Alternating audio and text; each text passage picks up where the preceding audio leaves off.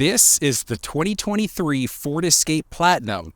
It's in Cinnabar Red, which, looking at the paint up close, it looks a little bit more purple than anything. It looks like the mischievous purple that you're going to find inside of the Mustang. It's kind of neat and a little bit different all at the same time. Now, this video, you're going to learn everything you need to know about the 2023 Ford Escape. Going to be covering off everything from available powertrains, available drivetrains, technology on the inside and out, and all of the different features that you want to know. If you're looking for a quicker walkthrough, you'll find it down in the description of the video. And if you're looking for some tech specifics, like how to use the steering wheel cluster or the new media screen, you'll find that in the description of the video too.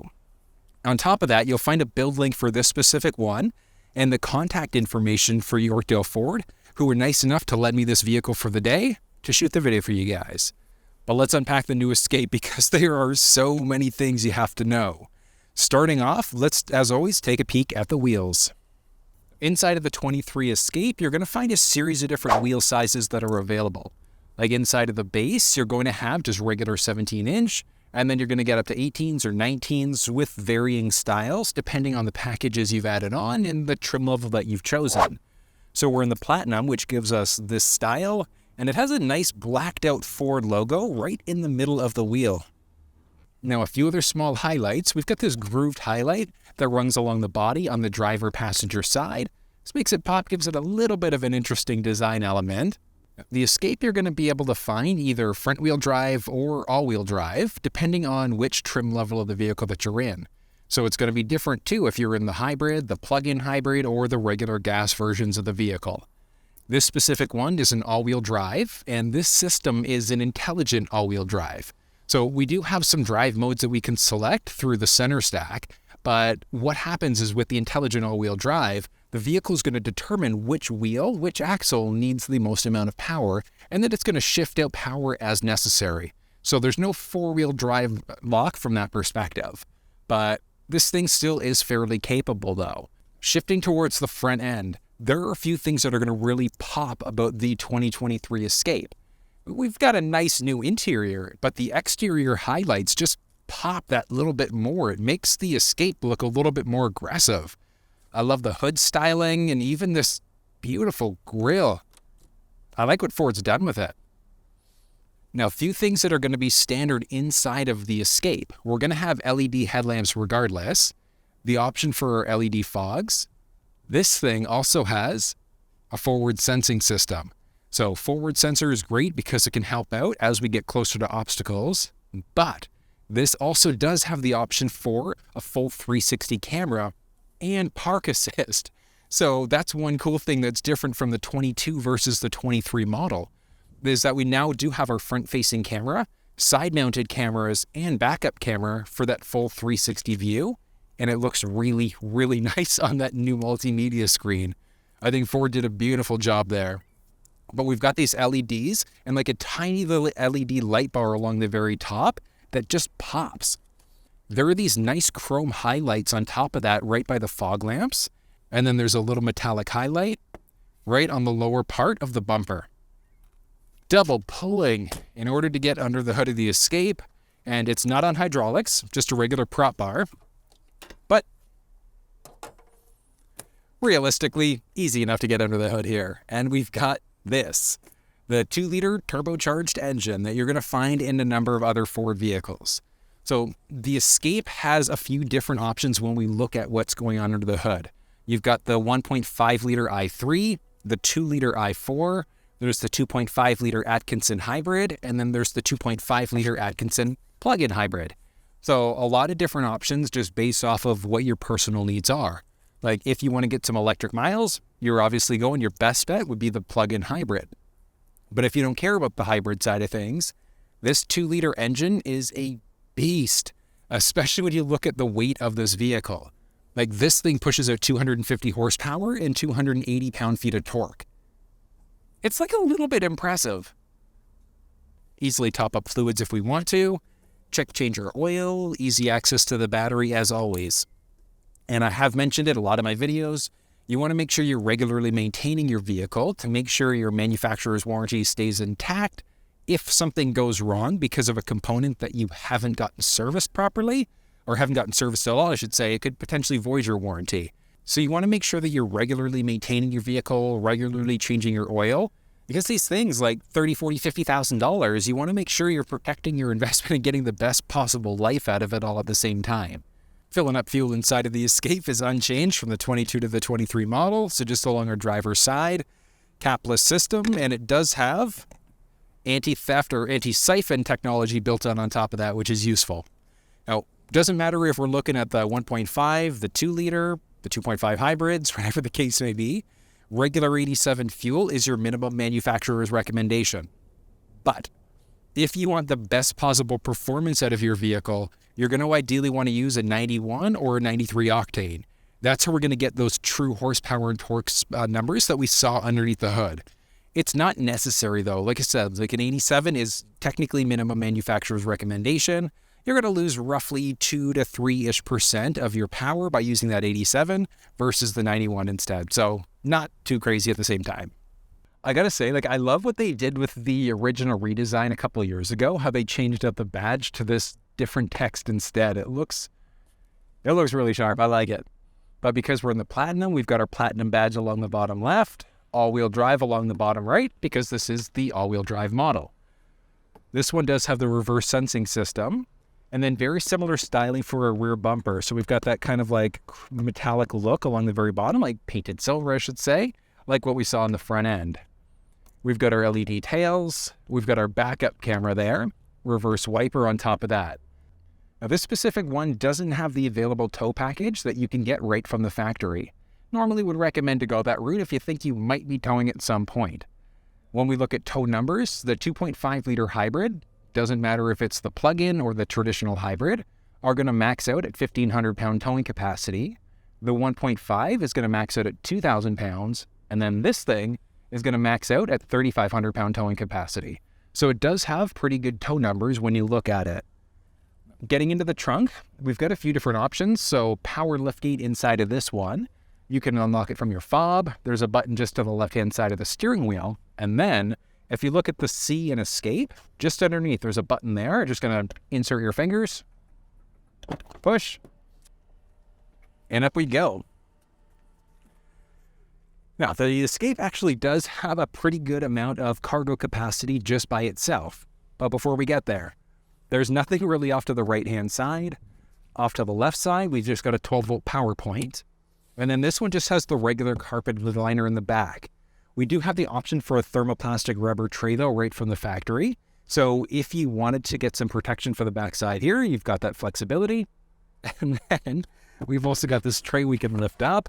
We've got a little bit of storage space along the side. Not a ton, just a little bit. There's a white spigot off to the right side if you ever need to fill up using a jerry can. And then this also has the mini spare tire. So not a full-size spare, but at least we've got the mini. And the jack is right underneath the mini spare tire there. Now, if you're handy, you want to do it yourself, it is there. If you're not handy, or you just don't want to do it yourself, you do have Ford Roadside Assistance. And Ford Roadside Assistance is good for the powertrain warranty of the vehicle. So that 5-year, 100,000 kilometer in Canada, or 5-year, 60,000 mile down in the States. Now, when we look at sizing, so we do have a 60-40 bench, so 60 driver, 40 passenger, and we can easily fold down the seats in the second row. All right to do, pop open the door, drop, and down she goes. So very straightforward in order to be able to drop the seats there. And I mean, it just opens things up so nicely. Now, I do have the driver's seat for these measurements set up for myself, so being 6 feet tall. So obviously, if you're a little bit shorter, you have the driver's seat pushed up a little bit more. It's going to give you a few extra inches of space there. But still, height, width, depth, you get a pretty good amount of space back here, which is great. And then closing the trunk, same idea. We can use the button just to the left-hand side of the steering wheel.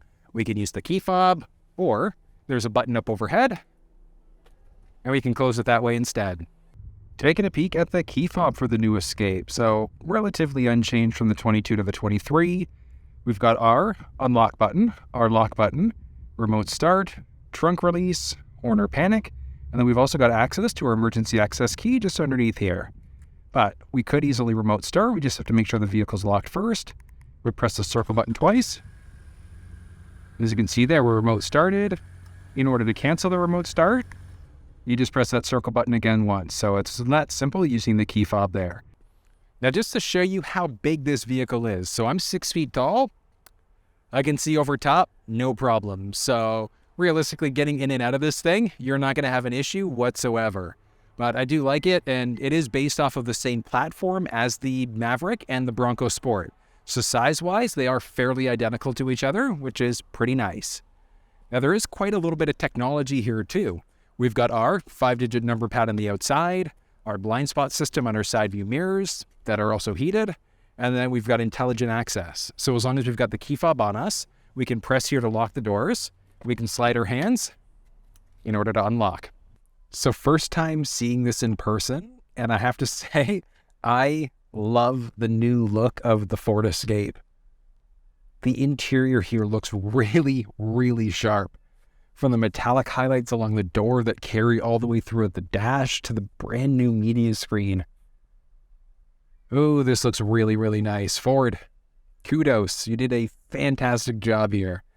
So let's dive in. Let's start off with some basics, starting along the driver's side door, and we'll kind of work our way in. So along the driver's door, we do have so much of that nice looking metallic highlight.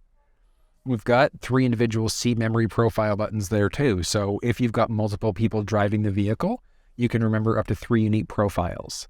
Our unlock lock buttons. We've got our side view control, basic window control, our handle. We've got a little bit of door storage there on top of that. And then this thing does have the option for an upgraded audio system. So a 10-speaker Bang & Olufsen, which this one doesn't have. So we're looking at different speaker options with varying degrees of quality depending on how you have this thing configured. We'll get to the audio test in a bit though, but it is pretty nice all at the same time. The seats here are surprisingly comfortable. This is nice. We still don't have the option for ventilated first row seats inside of this thing, so it's strictly going to be heated for the first row. Fingers crossed we get ventilated eventually, but we at least have the heated seats, which is nice. Now, you might have manual seats or power seats depending on your trim level, and even the seating material is going to depend on your trim level too. Like if we're in the lower trims, like the base trim level, going to be just regular cloth seats, but you do have the option for the Active X seating material that we're seeing here. And like all of the different highlights that are inside of it, the way that the seat is, the design of it, I think Ford did a fantastic job here. This is good. And hold on, spacing wise, so this one has the optional panoramic sunroof. And then with the seat all the way down as far as it's going to go, I've got, what's that, 4.5 inches roughly of headspace. So a pretty solid amount of space here, which is always a nice thing. So just by our left side, we've got a series of different switches. So we can go forwards, backwards, up and down. There's one for our backrest, and then we've also got 2-way lumbar support on top of that. So useful. And this one, just a 2-way headrest too, but still super nice. I like it. I like it. By our left knee, we've got a series of different buttons. So we've got one for the trunk, so we can open and close from the inside. Series of different selector switches for the lights. I always just recommend keeping into the auto setting. It's going to automatically turn the lights on off as necessary, depending on how bright it is outside. Then there's another one, plus minus, in order to control the brightness of the cluster screen. Super useful. Next up, taking a peek at the steering wheel as well as the cluster screen of the new Ford Escape. So I gotta say, first of all, kudos. This new cluster looks amazing, especially when we get through the different drive modes, which I'll show you in just a second. But I like the feeling of the new wheel. It's nice. Now we do have the option for a heated steering wheel, and you can toggle it on just through the multimedia screen there. So we've got a little button along the very bottom to turn it on or off. So let's go through some basics. The steering wheel itself is going to be manual telescoping across the entire Escape lineup. So in, out, up and down to get that perfect position. Click it, log it back into place. The stick on the left-hand side is for flashing our high beams out, turn signals, things like that. Along the right side, we've got our windshield wipers, so we can easily toggle them on, off, etc. There's a button on the tip of this stick in order to turn our wipers on or off, our rear wipers on or off. Along the left-hand side here, you can see we've got a series of buttons. So at a very minimum, the Escape is going to have regular cruise control, but we've got the option for the adaptive cruise control system instead. And the adaptive cruise control system is fantastic, so we can easily toggle it on. We've got a distance indicator, so how close or far are we away from the vehicle that's in front of us. Think of it almost like almost a full Mississippi type of a rule. So I normally recommend setting it at a 2 there. We've got our lane keeping system as well. So that lane keeping system, and that's the one that's going to either gently nudge us back into our lane or give us a bit of a steering wheel shake if we start to turn over into a lane without signaling. So it used to be on the tip of the stick here. It was just moved over to the steering wheel instead. From there, we can either increase or decrease 1 kilometer or 1 mile per hour at a time when we've got the adaptive cruise control system going. And we do have the flexibility through the media screen, through our driver assistance settings, to adjust if we're using adaptive or regular cruise control instead. We've got volume rockers on top of that, and we've got a voice command prompt. So 94.9 FM. Tuning to FM 94.9. So do we want to tune out? If we were hooked up through Android or iPhone devices, we'd also be able to use this to activate our Google or our Sirius assistant. Of course, there's no audio playing, but it sounds nice regardless. Now along the right side here, we've got a series of other buttons. So these are all going to let us move through that cluster screen. So we could go up and down in order to go between different screens if we'd like to. And then we have our basic back button. So as we go through different menu options, we can go back here. But I'm just going to zoom you in a teeny little bit. All right, and here we go. Let's go for it. So just using the buttons along the side here to navigate through. So what we're going to do, we're going to start off on, let's go power distribution. So that's going to let us know which wheel is getting which amount of power as we go. And that's part of the intelligent all-wheel drive system that the Escape offers. Moving down, we've got our calming screen. So if you want to get rid of all of the things, now there are quite a few things going on here. And the reason why is because the vehicle's in accessory mode right now. So it's not fully started up. So if it is, all of these messages would go away. So we've got seatbelts obviously not on, battery, low fuel, because I'm in low fuel conditions right now. And then just that emergency, just because we are parked. So we've got our parking brake engaged. So moving back from here, that brings us up to our other menu. But if we go down, we've got our trip counter. And if we want to reset, we just press and hold OK in order to be able to reset there. Moving down, we've also got our average fuel economy. Same idea, we can press and hold to reset that way too.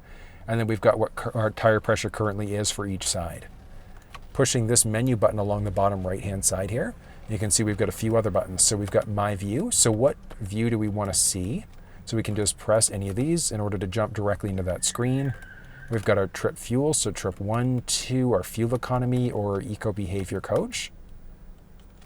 Useful. You can see there it adjusts it to all of our different trip settings. We've got our status information, so power distribution, start, stop, and then our seatbelt. So I'm currently sitting down. My seatbelt's not plugged in, but watch what happens. And then plugging ourselves back in, you can see there we are good to go. So back to our vehicle info. So we've got our maintenance, we've got our tire pressure, and then our oil life. Down again, we've got our audio. So we've got different presets that are available. We can move between all of our different presets. We would enable our presets right through the media screen off to the right-hand side there. And that lets us go through each one. AM, FM, SiriusXM. We can jump to any of these things if we'd like to. We've got different options I should say, for navigation. So we've got our home, previous destinations, point of interest icons. So let's go POV, point of interest icons nearby. Let's go for some food. And let's go to, oh yeah, you know what? I'm Canadian. Let's go to Morton's. Obey traffic laws, be alert and use voice commands while driving. Please proceed to the highlighted road. We can cancel the route out. Point of interest icons, things like that. So we cancel, and the route's canceled. We've got our phone, so not yet paired, but we'd be able to make phone calls, look through our call history and things like that. And then some different options for settings. So we've got our speed in either miles or kilometers per hour, so you can see it adjust out to both of them there. We've also got our gauge style here. So do you want modern, the way that it looks here, or do you want that classic style instead, where you've got your tachometer off to the left, the speedometer off to the right, where you can actually see what's going on with your RPMs versus what speed you're currently going. I kind of like the modern look a little bit more though. That's pretty neat. Matter of preference, but it is nice that we can adjust that a little bit. And then we've also got our eco coaching mode there too. And we've got our vehicle settings, which are blank. So that's all of our base settings there, and back to My View again. And we can go to whatever one we like. So let's go back to our calming screen. But I know there's quite a lot of information that's covered off there. I love it.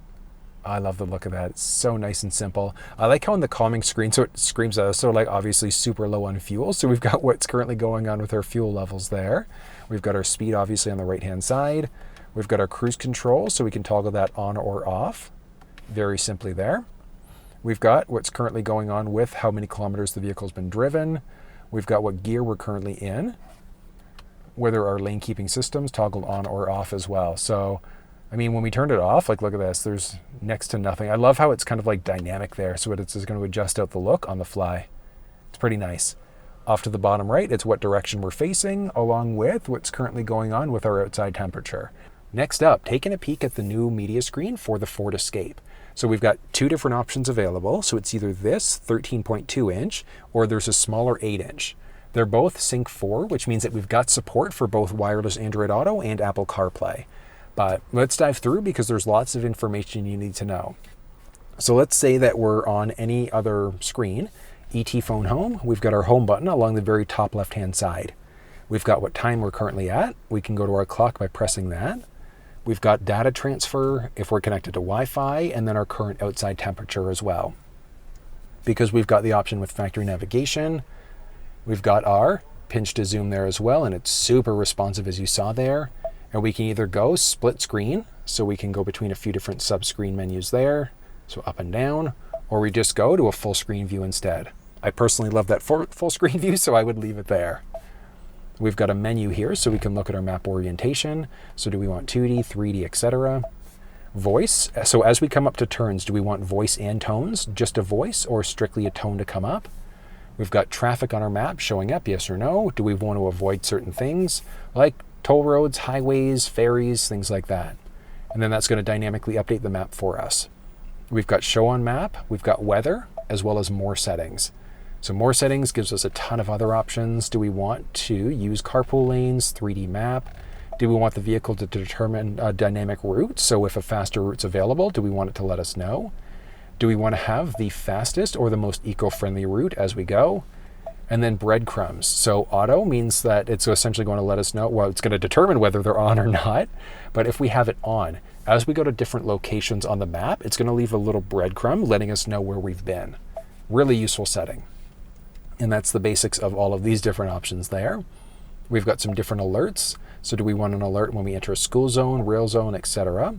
Different destinations, privacy information, and then do we want to enable advanced navigation features? But one thing to point out, like you might notice some of these things, so they're not currently enabled. And the reason why is because we haven't set up connected navigation through FordPass. So you do technically have 3 years of connected services when you purchase the vehicle, and that 3 years of connected built-in navigation means that after the 3 years are up, if you don't renew, this is just going to default to a regular GPS instead with different destinations. But I love the navigation, and regardless, like we still could use Google Maps, Apple Maps, or Waze inside of our phones there too. But I mean, searching for an address, very straightforward. We've got easy access to destinations there. Searching through, we can look at recents, saved, gas stations, food, parking, so many different options. And then if we were in one of the plug-in versions of the vehicle, we would also have charge areas there too. But I mean, very simple. We look here, so many different options, and then just kind of like pick and choose. Tons of different options available there. And we just click on any of these things. And then we can call them if our phone's connected. We can save it. We can look for parking as we go, so it's going to tell us of parking nearby. Do we want to include 4x4 roads, yes or no? Look at alternative routes that are available, so it gives us a few different options. You can just select whichever one you want to take instead, and then you just hit start when you're ready. Or just hop back. We can go to our endpoint destination, and we can shrink our map there again if we don't want to go complete full screen. And we hit start, and you can see there it's going to tell us what route we're going. We push there and it's going to tell us the full map view. We can push this to see where we are, current coordinates and things like that. Very straightforward. And then we've got our added destination. So if you wanted to add in another spot along the way that you want to stop at, you can go that route.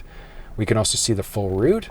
Do we want to mute out notifications as we go? So turn by turn notifications, or do we want to cancel the route out? So very straightforward.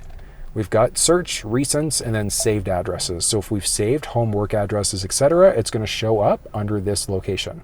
Now, home and work are unique. Like we can set up a number of different locations over and above that. But if we've got home or work set up, We can press the voice command prompt and say navigate home, navigate to work, and it's automatically going to navigate there for us. But that's the basics of navigation. Now, there's not a lot to it. There's a bit, but not a lot to it all at the same time. We press back home to get back to this screen again. I've also got USB now, and I've got a song on there, so I'm going to plug this bad boy in and see. This should work. Yeah, USB device detected. Yeah, it is. Let's go sources, USB device, and Step 2, get some good, some food in you. Step 3, think real hard about what you want to be. Okay. So hold on, this song, Wake up, today's gonna be a good day. Wake up, that's at half volume right now. So I'm going to crank it up a little bit past half. This is going to get crazy. good day. Wake up, today's gonna be a good. so not even full volume yet, and like this thing is car shaking, and this isn't even the upgraded audio system. So when you go for one of the upgraded systems, it just brings a completely different sound inside of this thing. But I mean, we've only got 6 speakers inside of this one, and Today's gonna be a good day. that's impressive. It is impressive sound for the speakers that it does have inside of the base version of the vehicle. If we wanted to save a preset, we tune to whatever station, then we just press and hold, and the preset's now saved. So it's that simple. We can go plus minus if we want to go one forward. We can scan this way instead. We can direct tune, so if you know what station you want to go to, we can plug that in too.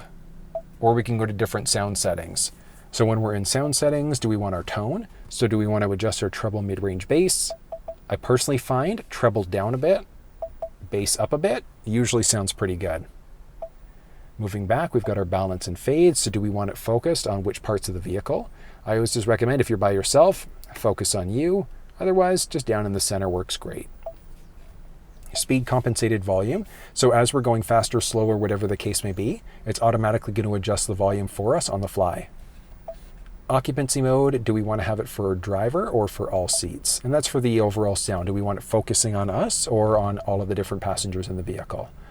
And then if we go to SiriusXM, that's going to give us some added settings. So we've got some different settings for personalizing, so we can create a unique listener. So if you have multiple people driving the vehicle, you can customize your favorites. It'll have your listening history and things like that based off of you.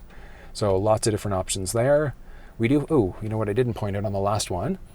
We've also got preset pages. So honestly, if you love listening to audio, I always just recommend going for max pages, so 5-page presets, because that's going to give us up to 30 individual presets that are a mix of AM, FM, Sirius XM, etc. Moving down, you see a ton of different options available here.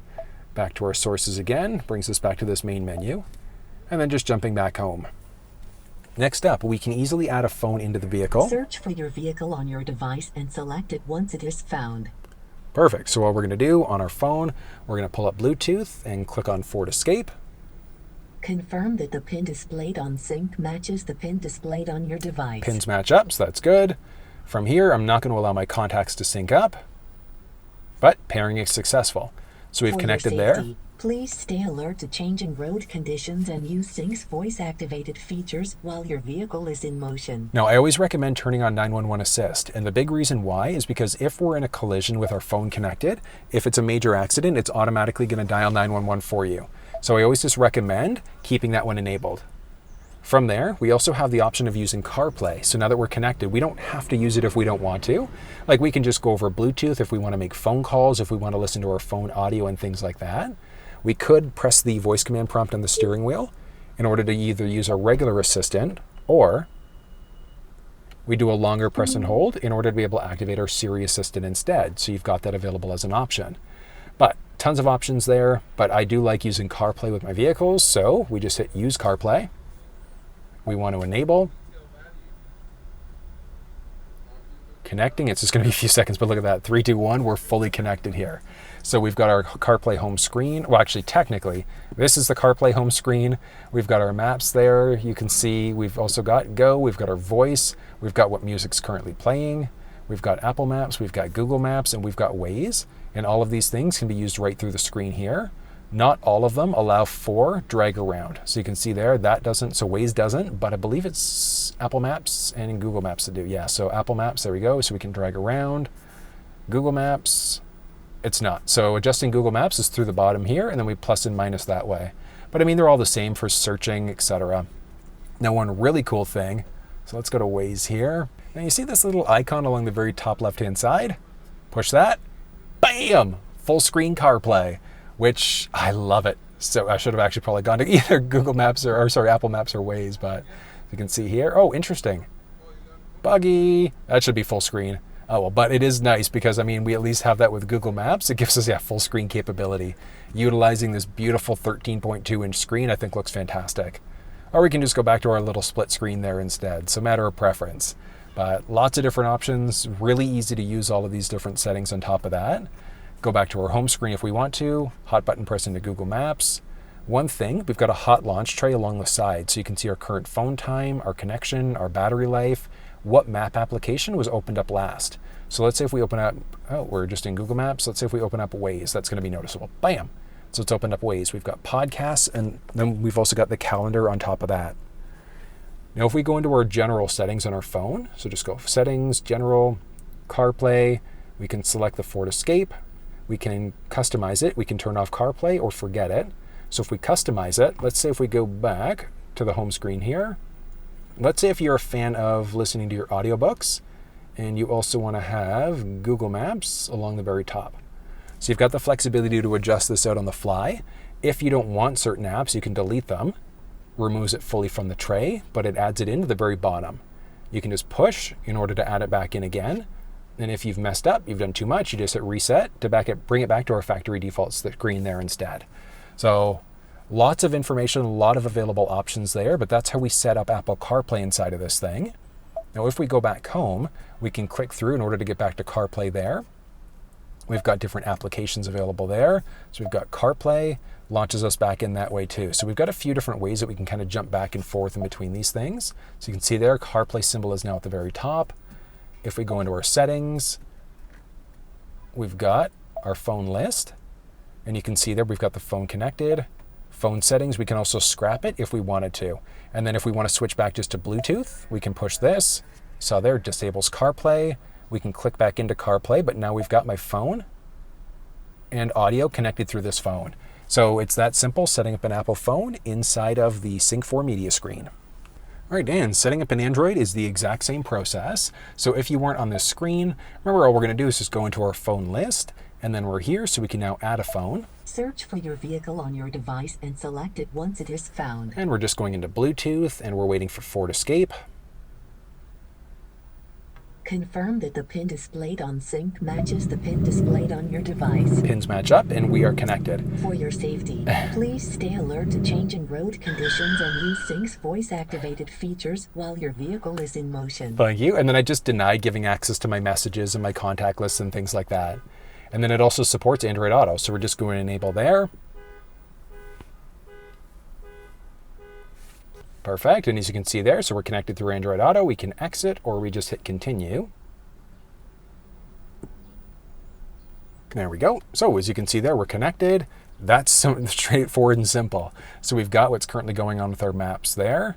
We could push here if we want to get to settings, traffic, and things like that. Along the very bottom, we've got a little tray, so we've got our Google Assistant, so we can push that. We can also do a longer press and hold on the steering wheel in order to get to this option again. We've also got our maps, we've got a phone, we've got our settings on top of that. And then one cool thing, we can go full screen Android Auto. So along the very top, it was off to the side on Apple CarPlay, but Android Auto, top here, so we push that, bam! Stretched across the whole screen, and Google Maps, pinch to zoom, all that fun stuff. So really straightforward there. We can do plus and minus, we can change our headings off to the side here as well. We can easily search for addresses there too. We can go back home, and then when we go home, it brings us out to this split screen instead. So we could go back to our maps, we can go back to this sub-screen, which is going to give us a few other options. Now this phone technically does have Waze installed, but I mean, as you can see there, the Waze app just isn't there, so it doesn't look like we have that available as an option as of yet. On our phone, if we search for Android Auto, we've got our Android Auto settings here, and that gives us a few other options. So we've got our Google detection, we can start Android Auto while the phone is locked. We've also got a series of other things. Do we want to enable Google Analytics and a few other things? So tons of options. Customizing launcher is going to be the big one. But unfortunately, it's not like the Apple side of things where it's dynamic. So we make any changes, we actually have to restart Android Auto for any changes to take into effect. So let's restart here, reconnect on the phone and Android in order for that to work. So unfortunately, it doesn't work the same way as the Apple side, but I mean, we still do have Android Auto with this beautiful full screen. Oh, I love it. It looks really nice. Android, like, kudos for you guys for fixing the bug where it was only a half screen. I just think this looks so much better. Oh, I love it. It's so good. But now, so we go back home and same idea. We can hot button press up there to jump back in. We can button press there. Or if we go back into our phone list, we've got both phones connected now. Now, one really cool thing is, let's say if you wanted to use your Galaxy for phone, but you wanted to use the iPhone for audio, you'd have that flexibility. So you'd essentially be able to play around with which phone is using which connection for what. Now, you wouldn't be able to use Android Auto and your phone for CarPlay. So it's essentially going to be one or the other for these four. And then it's either Android Auto or Apple CarPlay as an option. But if we go into our phone settings now, this is our primary phone that we've connected. So we can manage contacts. We've got text messaging and things like that. If we wanted to, we can delete. Yes. It's remove the phone, and same idea. So we've got the iPhone connected now. So we go back into our phone settings, we delete, yes, and both phones are now disconnected. So it's that simple, setting up Android and iPhone devices inside of the Ford Escape. All right, next up, let's go back home, and we've got our phone connected. So let's go to some settings here. So we've got SiriusXM settings, which we saw earlier. We've got the option of adding in a phone. We've got our sync, so our factory navigation settings, which we've already seen all of these.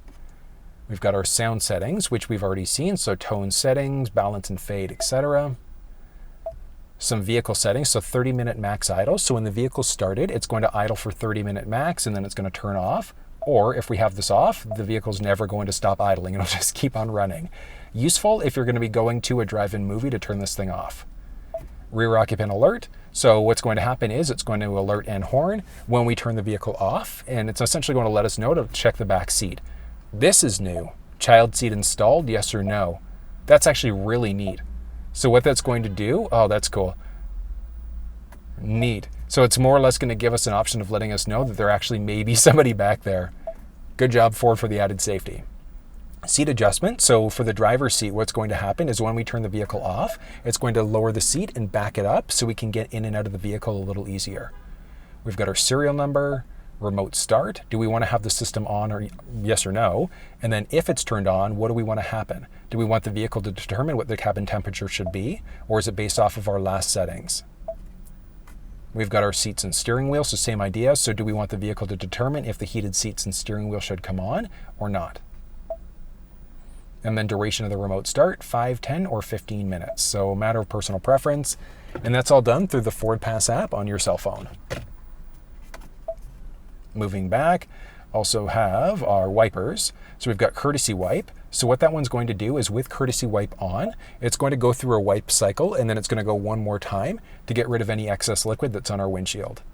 Rain sensing, straightforward for the wipers, and then our rear wiper on. So if we've got our windshield wipers going, and then we put the vehicle into reverse, it's automatically going to turn our rear wipers on for us. We've also got our power liftgate, so we can either go power or manual. So what that means is that we have to manually lift the gate up, or we can rely on power to do it for us instead.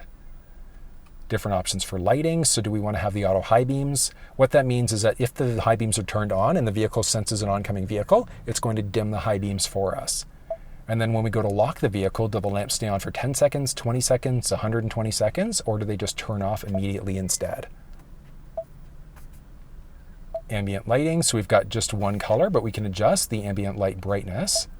And that's going to be different parts of the vehicle. So we've got mostly by our feet, or where we're going to really be able to see it. We've got different options for locks. So auto unlock when the vehicle's stopped and parked. Do we want the vehicle unlocking? Yes, no. And then all of these other ones. So if we don't shut the doors properly and we go to lock the vehicle, it's essentially going to let us know and give us audible feedback for that. When we go to remote unlock the door using the fob, do all doors become unlocked, or is it strictly the driver's door? So added safety, just do the driver's door. And intelligent access, so as long as we've got our fob on us, we can slide our hand in the driver door handle and it's automatically going to unlock the door for us. And then door keypad code, we have a 5-digit factory number, or we can enter in our own unique one if we'd like to. And there we've got some clock settings. So do we want to go hour, minute, AM, PM? Do we want to switch out to that military time instead? And then do we want the vehicle to update based off of our GPS location? So it's updating me to Eastern Standard Time. I do know it's kind of finicky around some time zones, so that one's going to be a matter of preference whether or not it's enabled. There are some general settings. So do we want English, Spanish, or French as our primary language? Do we want Celsius or Fahrenheit on top of that? Do we want kilometers, liters per 100, miles per gallon, etc.? Do we want to measure out in PSI, bar, etc.? Touch button beep, so that beeping that we get there. If that drives you nuts, you could turn the beeping off as well. We've got software licenses. You can send feedback directly to Ford, or you can reset either Ford Pass or do a full factory reset instead. We've got some display settings. So as bright, as beautiful as this display is, if you find it to be a bit much, you can go to a calming screen instead. We can also adjust the brightness of the screen. And we've got a mode setting. So this is technically the daytime mode. We can lock it out to daytime permanently, nighttime permanently, or we can let the vehicle determine what mode it should be in. And that's just based off of how bright it is outside. So that one's just going to be a matter of preference. We've got connectivity settings. So we've got connected features, telematics. So do we want to essentially share all of these different things with Ford? Yes or no? Do we want SiriusXM enabled? Yes or no? Connected navigation, so same idea. The reason why all of these things are grayed out is because we either haven't turned on like the Ford Assistant, for example. So if we were to go back, we've got our Ford Assistant, turning things on, etc. Like these things are going to be based off of what's currently turned on, turned off, etc. But connected features, you do need to have your Ford Pass app set up and connect there in order for a lot of these things to work. We've got Bluetooth settings. So do we want to turn Bluetooth on, off? Do we want to set a custom name for our vehicle? So rather than being the default Ford Escape, if you want it to be Bob's Ride or whatever the case may be, we can set that up there. We've got our wireless app projection and then Wi-Fi, so we can connect, turn it on or off as well. I honestly just recommend keeping it turned on, and then also making sure that you've got your software updates turned on as well. So auto updates, because what's going to happen is it's automatically going to download updates and install them for you. And you can schedule them at certain times of the day so that it happens, let's say, later on at night instead. We've got our Ford Assistant there. Oh, actually, we've got our hotspot. So the vehicle does have a built-in modem. You can use it as a hotspot for a number of devices, but you do need a data-only plan through your cell phone provider in order for that system to work. But series of different options for the hotspot throughout. So do you want to not use it? Do you want to adjust the settings? So do you want to change up the name and things like that? So you've got the flexibility to be able to adjust these things on the fly.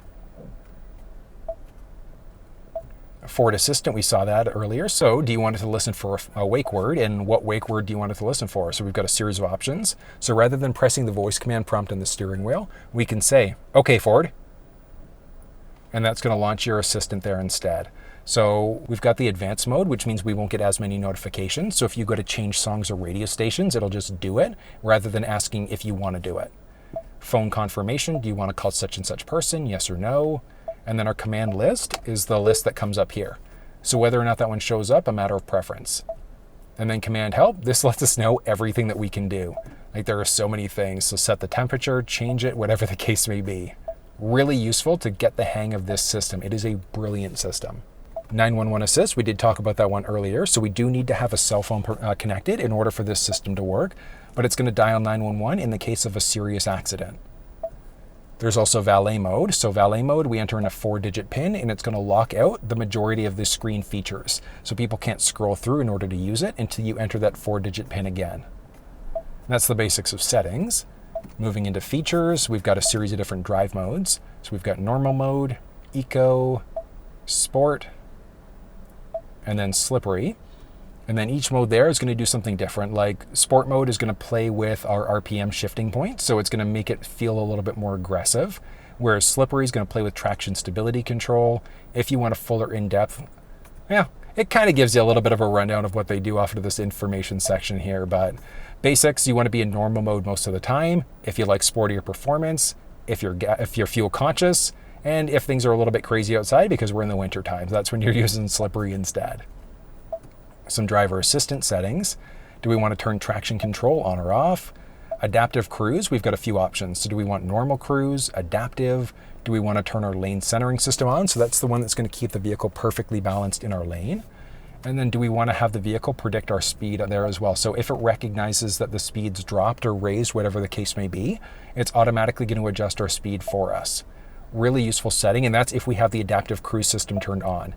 So let's say if we have adaptive turned on with predictive speed turned on with our tolerance set at 0, if the speed goes from 50 to 60, it's going to automatically increase our speed to 60. If it goes from 100 to 80, it's automatically going to adjust our speed from 100 down to 80.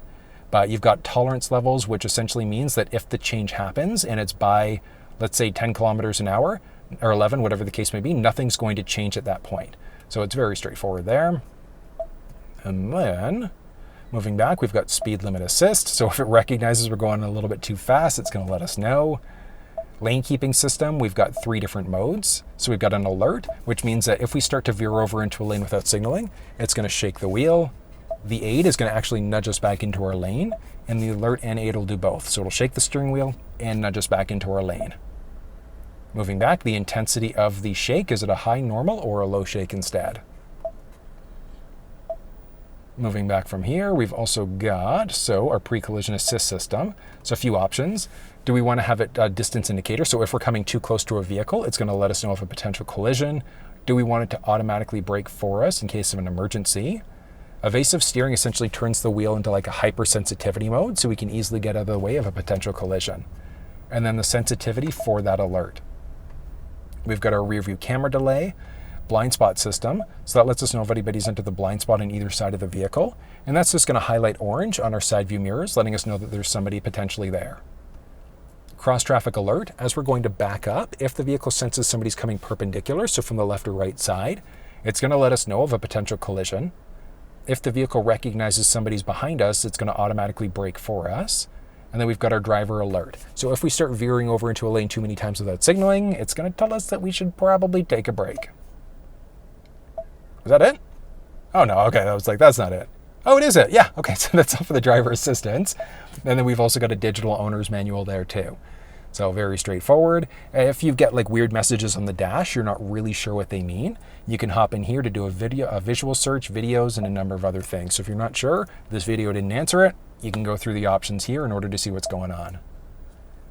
And then we've got some different apps available. So do we want to find apps? You want to look at CarPlay, Android Auto, or your mobile apps instead.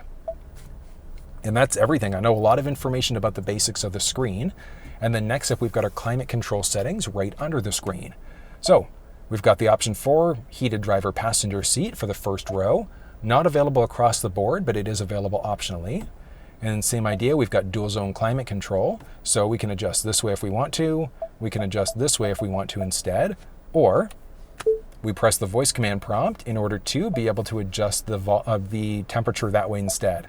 So you've got a lot of different options there. We can toggle our heated steering wheel on or off. It's grayed out because the vehicle's in accessory mode right now. So anything that's grayed out is typically because the vehicle's not fully turned on. Here, we've got the option of adjusting what's going on with our fan speed. We can plus or minus this way instead. We can have the vehicle determine how fast or slow it's going automatically. And we've got 3 different levels there. So as you can hear there, so what that's going to do is essentially go faster or slower for us. Do we want it going to our windshield, face, or feet? Do we want it to have some sort of Frankenstein combination of all of the above? Max air, AC? Or do we want the system turned off? Do we want dual zone climate control enabled? So if we go dual zone, you can see here that the dual zone button's enabled because we're different driver passenger side. But if we turn dual off, it's automatically, hold on, let me turn this off for a second here. Come on, feller. There we go, perfect, all right. So it turned off there, but when we move back up, so with dual zone climate control, if we've got the driver and passenger set up different, if we check that dual button off again, it's gonna default the passenger side to whatever the driver side is. We've got our max windshield defroster, rear defroster, air conditioning, and then we've also got our passenger side heat ventilation, and then our passenger side heated seat on top of that. So we can either press to go down, or it's gonna automatically drop the tray for us instead. So it takes a few seconds and then it drops down. Moving down, we are push button start inside of this thing. We've got a driver assistance button. There is park assist inside of this available as an option. This specific one doesn't have the added technology package to give it, but it is available there. And it's a great system. Can help with parallel parking, perpendicular parking, parallel park out, etc. Our auto start stop system, so that's one that's potentially going to kill power to the engine if we stop for an extended period of time. Our max windshield defroster, a hot button press to get to our drive modes, which are also going to change up the dynamic look of this cluster screen as we move between different modes. And then we've also got this button to flip into our 360 camera. So we've got our 360 view. We can turn that beeping that we get as we get closer to an obstacle. We can go full 360 view. We can go front view, front full view, or backup view, back to 360, where we even have the flexibility of zooming in to different things if we wanted to. So zoom in and out, etc. Back to those different options. Hide it from there. We've got our volume rocker, power button.